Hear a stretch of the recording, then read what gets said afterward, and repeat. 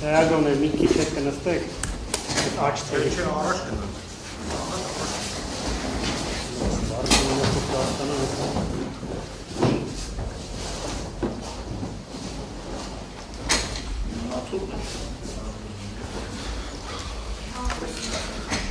Ուրեմն հարգելի լրագրողներ, եւս մեկ անգամ բարև ձեզ, չնայած առավոտից բարևել ենք, մենք ինչպես ֆիքսեցիք 3 օր բավական երկար եւ մանրամասն լսեցինք օրակարգում ընդգրկված հարցը եւ չնայած այն նախապես շրջանառվող լուրերի լրատվական որոշ ծառայությունների կողմից, որ ինքնանպատակ դրվել էին շրջանառության մեջ, որ հանձնաժողովը ամեն ինչ անելու է, որ ծածկադմփոց անի, ամեն ինչ անելու է, որ արագ լինի, ամեն ինչ անելու է, որ թափանցիկ չլինի, ամեն ինչ անելու է, որ դահլիճում տեղ չլինի եւ նմանատիպ մեղադրանքներ շրջանառվեցին նիստը դեռ չսկսած օրեր առաջ, ինքներդ համոզվեցիք, որ այդպիսի սցենար չեղավ, ինչ էլ որ եղավ, դրա նախաձեռնողը կամ հեղինակը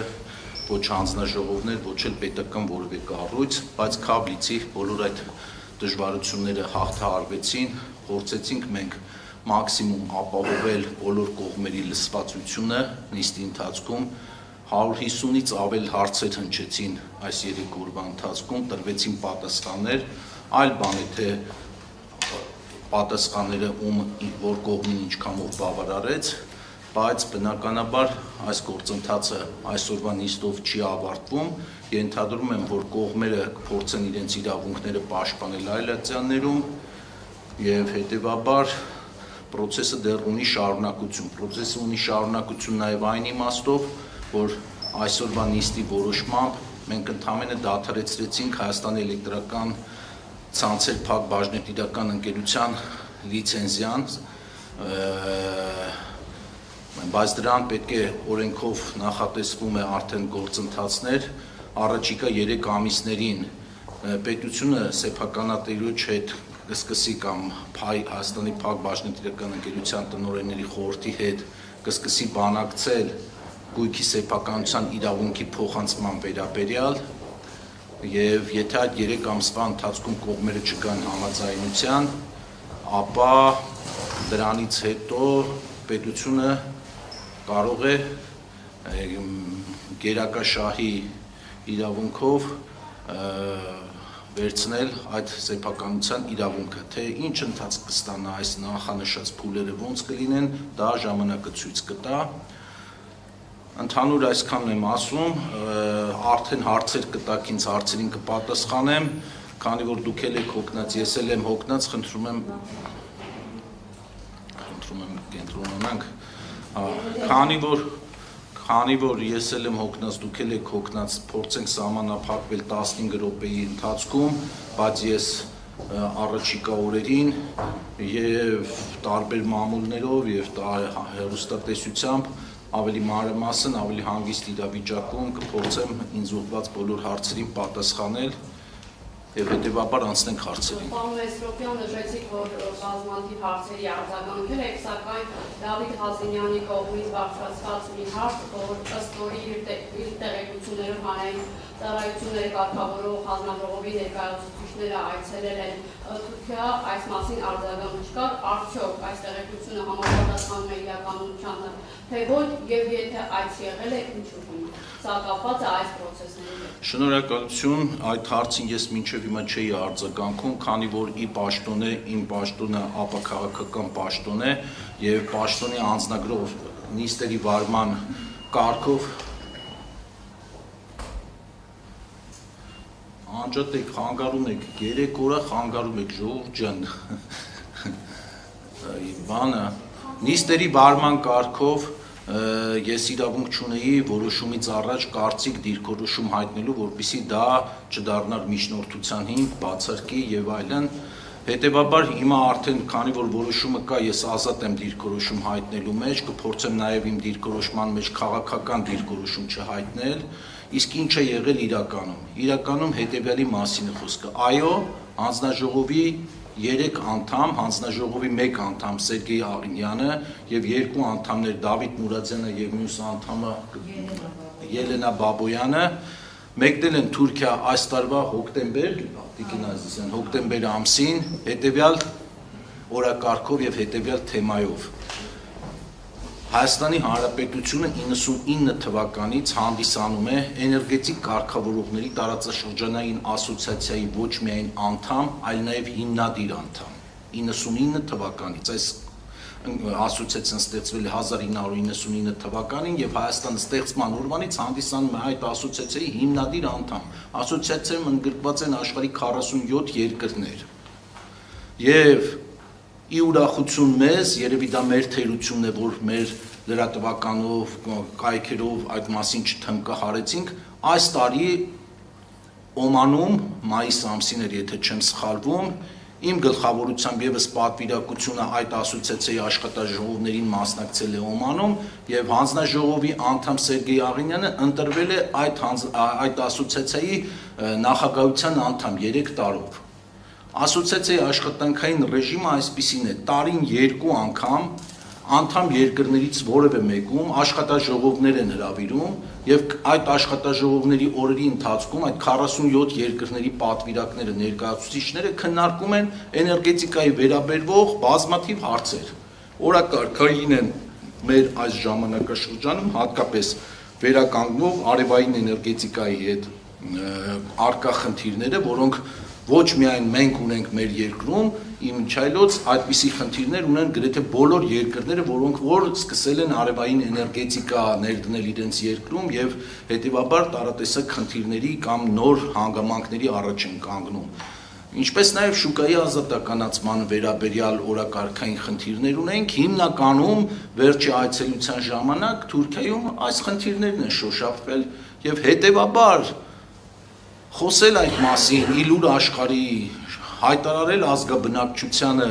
որ այ տեսեք ինչպես ձեր նշված անձնավորություններ իր խոսքում նշել, ես մամուլից եմ տեղեկացել, որ այ տեսեք գնացել են Թուրքիա, որ բանակցեն, որպեսզի գան հեծը վաճառեն թուրքերին, դա կներեք առնվազն նման է Գեբելսյան քարոզչությանը, որ որքան սուտը մեծ է, այնքան հավատացողները շատ կլինեն։ Օգտվելով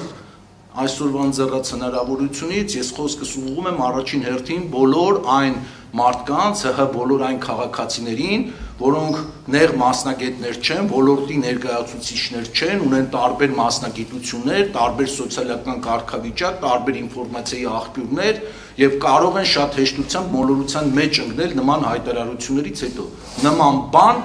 պարզապես չկա։ Շնորհակալություն։ Համեցեք։ Ամեն դեպքում ձեր որոշումից անկախ թե հետագայինված ինչ կլինի, պետությունը ըստ էության հարյուրավոր վիզոնների կապավորություն հասցնում։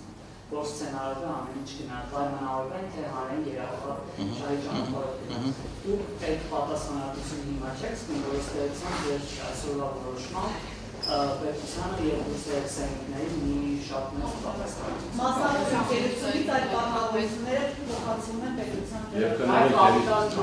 Ժողովուրդ ջան, հարցի շարունակություն սա սպառողը կարող է հետագայում իբրած գահացիներ ուսանքը կանգնանա։ Շատ ծավալուն հարց եք տալի մեկ նախադասության մեջ, բայց ես կփորձեմ դրան ընդգրկում պատասխանել ելի կարճ նախադասությամբ առանց մասնագիտական ինչ-որ շերտերի մեջ խորանալու։ Ի սկզբանե այն ինչ որ սկսվեց եւ այն ինչ որ կատարվում է մեր 34 տարվա պետության մեջ, հա, նոր անկախ պետության մասին է խոսքը, Հայաստանի Հանրապետության նման առիթ եւ նման իրավիճակում ոչ մեկս չենք հայտնվել եւ գնալ նման քայլերի եւ հայտարարել, որ ճանապարհին դեպի նպատակ գնալուց որևէ ռիսկից մենք կարող ենք զերծ լինել, դա առնվազն պատեհապաշտություն կլինի։ Բայց ես որպես հանրային ծառայություններ կարգավորող հանձնաժողովի նախագահ եւ առաջիկա ժամանակահատվածում ինչքան որ կաշխատեմ այդ պաշտոնում, ամենայն պատասխանատվությամբ հայտարարում եմ, որ ինձանից կախված ամեն ինչ անելու եմ, որ սուբյեկտիվ կամ օբյեկտիվ ինչ որ այդպիսի վայրի վերումների, տուրբուլենտ ռեժիմների մեջ չընկնի երկիրը եւ եթե ես տեսնեի դրա, այսպես ասած, ռեալ հավանականությունը, ես ինքս էլ վերապահումով կմոտենայի այս հարցին եւ նման լուծումների չէի գնա ինքս իմ որոշման մեջ այսօր։ բայց դրա հավանականությունը կա, բայց հավանականության տոկոսը համարում եմ կառավարելի ռիսկ։ Այն է սանդալիզացիան գործընկերներից արդեն հետավախություն չունեք, որ հետագայում կարող իրավական պատասխանատվության ենթարկվել ձեր հաշվարկման։ Եվ ոսանքի կանգնացման հավանականությունը կա։ Դա այլ հարց է, կանդրադառնամ դրան։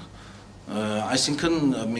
ես մի քիչ լավ չընկալեցի, որ մտավախություն չունեմ, որ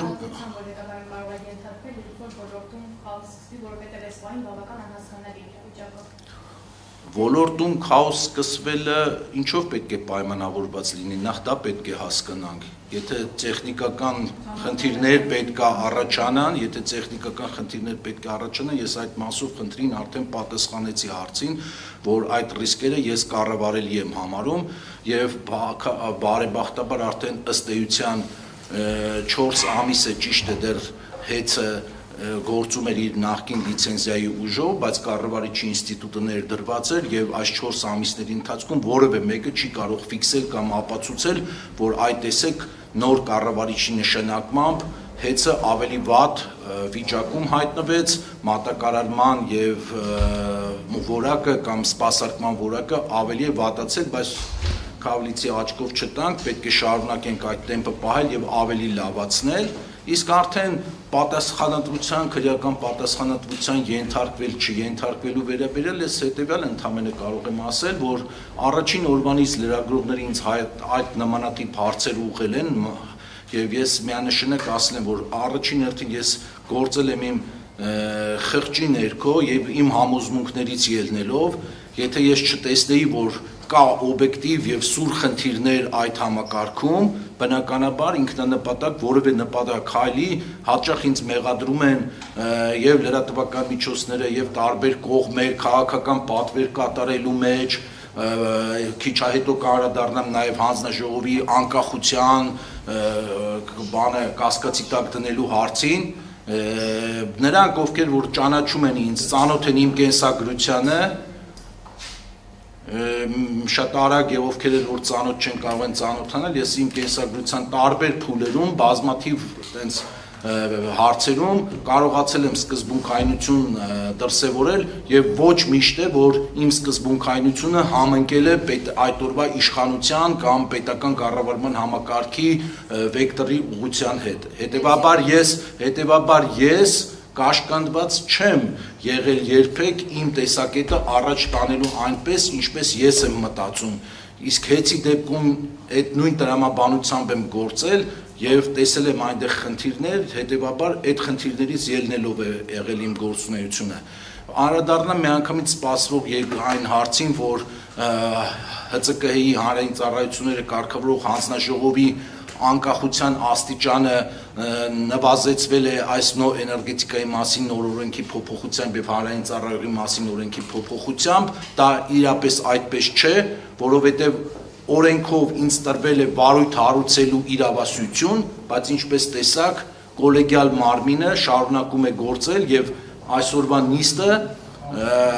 ամփոփվեց կոլեգիալության սկզբունքով, որովհետև այսօր այս որոշումը չէինք ունենա, եթե չքվեարկեին հանձնաժողովի մնացած անդամները։ Անգամ դուք ականատես եղաք, որ հանձնաժողովի մեկ անդամ դեմ քվեարկեց իր համապատասխան դիրքորոշմամբ։ Հետևաբար խոսել ժողովրդավարության անկման, խոսել հանձնաժողովի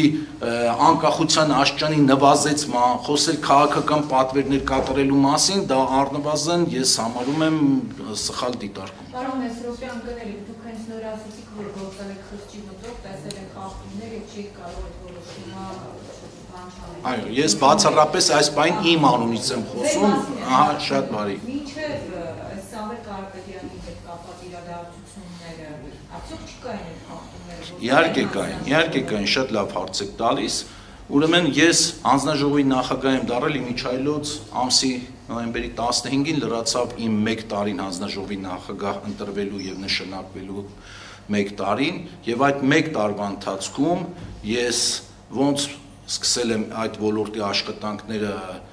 տանել առաջ, առնվազն հասցրել եմ այդ ընթացքում 2 անգամ ձեր ասած, ձեր մատնանշած պատճառներով տուգանել հեծ Փակbaşnet իրական ընկերությանը եւ արդեն այս մեծ վարույթներ, երրորդն էլ, որի շրջանակներում եղավ այն ինչ որ եղավ։ Իսկ թե ինձանից առաջ ինչ պարբերականությամբ եւ ինչ խախտումներ են եղել եւ ինչպիսի դրսեւորումներ է պահել ունեցել ՀԾԿՀ-ն, դա այդ հարցով ես ասենք բան կոռեկտ էլ չի, որ ես հիմա դրա պատասխանը ես տամ, որտեվ ՀԾԿ-ն ստեղծվել է 97 թվականից եւ ես չեմ կարող 97 թվականից մինչեւ իմ նշած ժամանակահատվածի սկիզբը պատասխանել բոլոր նման հարցերին։ Շատ լավ։ Շատ լավ, շատ իմ սրտի ուզած հարցերն եք տալիս, շնորհակալություն, չնայած թող չդիտվի, որ դիտավորություն է, նայեք, հիմա երկրորդ ֆալսը, որ տեղի ունեցավ նիստին նախորդող օրերին, այդպես քաղաքական ակցիա նույնիսկ կատարեցին, ֆլեշմոբեր հասարակական սոցիալական կայքերում արեցին, որ սակագինը իջացրեք, պարոն Մեսրոպյան սակագինը իջացրու եւ այլն, նույնիսկ այստեղ ելույթ ունեցողներից հասարակական կազմակերպություններից մեկը ի զարմանս ինձ, որ ինքը տարիներ շարունակ այդ մարդիկ նստած են լինում նիստերին, բայց այսպիսի պրիմիտիվ, սխալ եւ ոչ կոռեկտ արտահայտություններ են անում, որ Տաշիր ընկերությունը կամ Հեց Փակ բաժնետիրական ընկերությունը ազգաբնակչությանը հայ ազգին խոստացել էր, որ մինչև 2031 թվականը չի բարձրացնի սակագինը, սա լրիվ կեղծ հարցապնդում է։ Հայաստանի Հանրապետությունում էլեկտրաէներգիայի սակագինը իջացնողը կամ բարձրացնողը այդ իրավասությունը բացառապես տրված է Հայաստանի Հանրապետության հանրային ծառայություններ կարգավորող հանձնաժողովին, այլ բան, որ տվյալ կարգավորող ընկերությունները իրավունք ունեն տարին 1 կամ 2 անգամ հանդես գալու այդ սակագները իջեցնելու կամ բարձրացնելու առաջարկությամբ։ Դրա որոշողը մենք ենք, իրենք չեն։ Հիմա վերադառնամ ձեր հարբուն հարցին։ Սակագները հանդես եկան վերջի պահին, ինչ որ այդպես երևի շոուի էլեմենտ էին ապահովում լայն ազգաբնակչության համար, որ այդ տեսեք, ես հանձնաժողովը մնացածը ինչքան անտարբեր են ձեր այսօրվա վիճակի նկատմամբ ռեալ հնարավորություն կա սակագինը իջացնելու, մենք դիմել ենք անգամ այսինչ ամսաթվին, այսինչ օրը պարոն Մեսրոպյանին եւ մերժվել են։ Խոսքը բացառապես գնացել է հետեւյալի մասին. սակագինը ինքը բազմակոմպոնենտ գումարելի է։ Ինքը այդ գումարելին ձևավորվում է մի քանի տարբեր գումարելիներից։ Կփորձեմ մաքսիմում հասկանալի լեզվով սա բացատրել։ Եվ երբ տարվա ընթացքում ամփոփում ենք մենք ֆինանսական տարին, արդեն այս կամ այն գումարելին կարող է դրական ազդել այդ ընդհանուր արդյունքի վրա, այս կամ այն գործոնը կարող է բացասական ազդել ընդհանուր արդյունքի վրա, եւ այդ դրական ու բացասական ազդեցությունների հանրագումարում է, որ հանձնաժողովը հասկանում է պատկերը, կարող է սակագին իջացնել, չի կարող սակագին իջացնել, նպատակահարմար է սակագին իջացնելը, թե ոչ։ Տվյալ դեպքում ընկերությունը իր դիմումում հանդես էր եկել 6 ամսվա կտրվածքով 3.6 միլիարդ դրամի տվյալ տարում ձևավորված օգուտների մասին եւ դրան զուգահեռ այ կուզեի, որ իրենք այդ հարցին ինձ լսելով հիմա պատասխանեն, երբ որ իրենք սակագնի իջեցման մասին են խոսում այդ կտրվածքով, ինչու չեն մատնանշում, որ այդ գրության երկրորդ կետով էլ նշում էին, որ առաջարկում էին նաև 6 ամսվա կտրվածքով կատարված ներդրումները մտցնել սակագին։ Իսկ ներդրումները կատարված ներդրումների չափը սակագին մտցնելը դա բերում էր արդեն բացասական ազդեցություն։ Եթե առաջի կետով դրական ազդեցություններ ունենալու, երկրորդ կետով բացասական ազդեցություններ ունենալու 3.6 միլիարդ դրամի դեպքում 6 ամսվա կտրվածքով ձևավորվելու էր 0.5 դրամի սակագնի իջեցման հնարավորություն, բայց արդեն դրան գումարած ներդրումային ծրագրերը, եթե մենք մտցնեինք սակագին, այդ տարբերությունը կրճատվելու էր եւ ընդամենը 0.2 դրամի մասին էր խոսքը։ 0.2 դրամի, որպեսզի լավ հասկանաք ինչ թվաբանության մասին է խոսքը, միջին սպառող Հայաստանի Հանրապետությունում, եթե 200-ից 250 կիլովատ-ժամ հոսանք է սպառվում տարվա կտրվածքով, հա, ամսական 40-ից 50 դրամի մասին էր խոսքը։ Կարող եք պնդել, որ ինչ կապ ունի, իջեցնեիք, ընդունելի պնդում է, բայց ամբողջ պատկերը այստեղ ոչ թե թվաբանության մեջ է ամբողջ խնդիրը, այլ թվաբանությունը համապատասխան գործոնների ազդեցությունը գնահատելուց հետո շատ կարևոր է հասկանալ, որ այդ իջեցումը, որ սակագների իջեցումը, որ որոշում է հանձնաժողովը դրան գնալ, կկարողանա առաջիկա տեսանելի 2-3 տարում պաշտպանել, թե հնարավոր պետքա 6 ամիս հետո գասի կներեք ժողովուրդ, այդ 6 ամիսը այս պլյուսները կար, քանի որ ձմեռը ավելի ազդակներ եղան, չգիտեմ, դոլարի կուրսը թանկացավ, ջրի պակաս կար եւ այլն, հիդրոռեսուրսներով հիդրոկայանները քիչ աշխատեցին, այլ ազդեցությունների հետևանքով ստիպված նորից պետքա թանկացնեմ։ Ամբողջ խնդիրը սա է, ես այսքան ծավալվեցի այս հարցի շուրջ, որպեսզի թե ձեզ մոտ, թե ազգաբնակչության լայն շերտի մոտ շփոթ չառաջանա։ Եվ օբյեկտիվորեն եւ սուբյեկտիվորեն ես այս երկրում այն առաջին անձնավորություններից մեկն եմ մի պաշտոն է, որ ես ինքս եմ շահագրգռված հնարավորինս արագ, եթե կա այդպիսի հնարավորություն, սակագին իջացնելու, որովհետեւ դրա ամբողջ դիվիդենդները բառից բուն իմաստով իմ ռեյտինգի, իմ չգիտեմ հեղինակության հետ է կապված լինելու եւ ինքնանպատակ ես չիջացնել սակագին, կներեք դա անհեթեթ է, համեցեք։ Եթե կարելի է բարմեսական երկու ճշտում, այդ որոշումը արդյունքում կամ հետևանքով չգիտեմ, ինչպես ուզեք ասեք, պետությունը ֆինանսական պարտավորությունների ինչ բեռ է վերցնում, որովհետև մենք գիտենք, որ պետք ունի մեծ վարկեր եւ մնացած բաները։ Եվ երկրորդ, ինչ կլինի ժամանակավոր կառավարիչի հետ, նա արդեն շարունակելու է պաշտոնավարել թե ոչ։ Ըստ էության հարցի երկրորդ մասին ես արդեն պատասխանեցի, բայց նորից կկրկնեմ, ժամանակավոր կառավարիչի ինստիտուտը կարգավորվող օրենքի համաձայն շարունակվում է գործել այնքան ժամանակ, քանի դեռ ամբողջ գործընթացը չի հասել իր տրամաբանական ավարտին, իսկ տրամաբանական ավարտը այն է, երբ որ պետությունը կբանակցի սեփականատիրոջ ընկերության հետ կամ կբանակցի այդ տնօրենների խորհրդի հետ, որից հետո տեղի կունենա սեփականության իրավունքի անցում եւ դրանից հետո պետությունը արդեն ինքը կորոշի պետականացված այդ ընկերությանը ինչ նոր կարգավիճակ տալ։ Իսկ այդ նոր կարգավիճակը այս պահին իմ մտքում առնվազն նշмарվում է 3 տարբերակ, թե որ ճանապարհով պետությունը կգնա, դա ժամանակը ցույց կտա։ Այսինքն տարբերակ 1 կարող են վաճառել այլ ընկերության, տարբերակ 2 կարող են կոնսորցիումով կառավարման տալ, պետությունը մասնաբաժին ունենա, կարող են պետական պահել, թե որ տարբերակը կլինի, դա ժամանակը ցույց կտա։ Ֆինանսական պարտավորությունների մասով էլ անդրադարձա, բայց այդ մասին հիմա թիվ հնչեցնել չեմ կարող, որովհետև այդ 3 ամսյա բանակցությունների ընթացքը պետք է ցույց տա,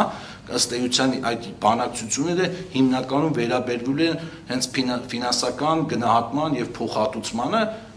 արդեն այնտեղ պարզ կլինի, էլի ինչ գին կձևավորվի փոխհատուցման։ Այս պահին դա ոչ մեկ չի կարող ասել։ Ռոմանոս Պետրոսյանը իր նախորդ ճակատագրի ժամանակ նշեց, որ նախկին հանձնաժողովը անկողնություններ էր մատնվել, դրա բառապացույցն էլ այն էր, որ նախկին տնօրենը Բաղրամյանը հրաժարվեց պաշտոնից։ Դուք եք եղել հանձնաժողովի անդամ, դա չի նշանակում, որ դուք ևս անկողնության եք մատնել, այս դեպքում ինչ են իշխանություններից է սպառնում։ Շատ լավ։ Ուրեմն հետևյալ կերպ պատասխանեմ հնչեցված հարցին, ես նախկինում 1.5 տարի եմ աշխատել հանձնաժողովում, որպես հանձնաժողովի անդամ, հետո նշանակվել եմ Կոտայքի մարզպետ։ Այդ 1.5 տարվա ընթացքում նախ ես իմ կարգավորման տակ հանձնաժողովի կառուցվածքն է այդպիսին, բոլոր անդամները իհարկե իրավունք ունեն ցանկացած հարցի հետ ծանոթանալու եւ այս կամ այն վարույթին, այս կամ այն դիմում բողոքին, այս կամ այն օրենքի կամ կարգավորման փոփոխությանը ազատորեն մասնակցելու, բայց որպես կուրատոր հայերեն ոնց է, որպես համակարգող, շնորհակալություն, որպես համակարգող աշխատանքի բաժանում կա կատարված եւ ես այդ 1.5 տարիների ընթացքում իմ համակարգման տակ եղել է 3 հիմնական ուղղություններ, դա էր աշխատանքը քաղաքացիների դիմում բողոքների հետ, երկրորդը դա վերականգնող էներգետիկ ռեսուրսների, մասնավորապես արևային կայանների տեխնիկական նախագծերի ստուգման եւ հավանության տալու փուլում ինձ մոտ էր գալիս այդ ամեն ինչը, ես տեխնիկական մասն էի ինձ ենթակա աշխատակազմի հետ ուսումնասիրում եւ երրորդը դա ԵԱՏՄ երկրների հետ մեր երկրի համագործակցությունն էր, որ իմ ենթակայության տակ էր։ Եվ հետևաբար նշվածից, եթե դուք տեսնում եք պարտավորություն եւ պարտականություն այդպես սուր, որ կար այդ 1.5 տարվա ընթացքում իմ ուսերին, ես երբեք չեմ խուսափել որևէ պատասխանատվությունից, պատրաստ եմ ինձ ուղղված հետագա հարցերը, եթե առաջ կգան, կոնկրետ փաստեր, ես կարող եմ դրանց անդրադառնալ, իսկ ընդհանուր առմամբ արդեն հարցին էլի պատասխանեցի մինչ այդ, ես հանձնաժողովի նախագահ եմ 1 տարի եւ այդ 1 տարվա 1 ժամի 1 ամսվա 1 տարվա բոլոր դրվագների համար կարող եմ մանրամասն պատասխան տալ։ Որոշման արդյունքում ասացիք Մամեսոյանը, ուսանքի գիտականության եւ դա է ավելի շատ հետաքրքրում, քան ես արգելի լրագրող, արգելի գործընկերներ, ես այդ հարցին առնվազն 3 կներեք էլի։ Ես այդ հարցին առնվազն ոչ թե 1 ձև պատասխանեցի, այլ 3-4 ձև պատասխանեցի։ Տեսական մակարդակով ամեն ինչ հնարավոր է, բայց այս պահի դրությամբ դեռ մենք հենց հիմա նաև այդ փուլն է, որ մենք էլեկտրաէներգիայի սակագների վերանայման գործընթացի մեջ են գտնվում 80 աշխատանքային օրվա ընթացքում տարեվերջին մենք վերանայում ենք սակագները եւ որոշում ենք վերջապես այդ իմ մատնանշած քիչ առած գործոնների ազդեցությունը ինչպիսին է գալիք տարվա սակագնի վրա լինելու եւ որոշում ենք սակագին կթանկանա թե կբարձրանա։ Հիմա անմիջապես կարող եք ասել իսկ ինչպիսի կանխատեսում ունեք այս պահին զերծ կմնամ կանխատեսումով գնահատական տալուց, որովհետև առայժմ ակտիվ փուլում ենք այդ աշխատանքների, կգնահատենք եւ այդ մասին եւս կհայտարարենք։ Ամենայն դեպս լավատեսություն ունեմ եւ ամեն ինչ անելու եմ, որ տեսանելի ապագայում սակագները չբարձրանան, որովհետև կա շատ մի կարևոր խոչընդոտող գործոն գալիք տարվա համար, ուզում եմ դուք լրագրողները եւս այդ մասին իմանաք, մենք գալիք տարի հայկական ատոմակայանը պլանավորվում է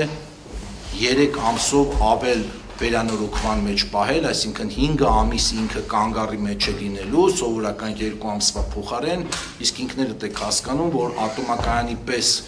էլեկտրոկայանը եւ նաեւ էժան էլեկտրաէներգիայի աղբյուր հանդիսացող ռեսուրսը, երբ որ չի աշխատում, ինքնաբերաբար ինքը բացասական ազդեցություն է ունենալու ընդհանուր սակագնի վրա, բայց մենք քանի որ ունենք այլ կետերով արդեն ձևավորված օգուտներ եւ ֆինանսական բարձիկներ, կփորձենք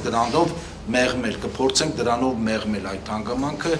եւ վերջնարդյունքը կտեղեկացնենք ձեզ։ Մնացած հարցերի համար այցում եմ ձեր ներողամտությունը, ես միշտ հասանելի եմ լինելու եւ իմ կաբինետում եւ ձեր ընկերություններում լրատվական շարունակենք հաջորդիվ։ Շնորհակալություն։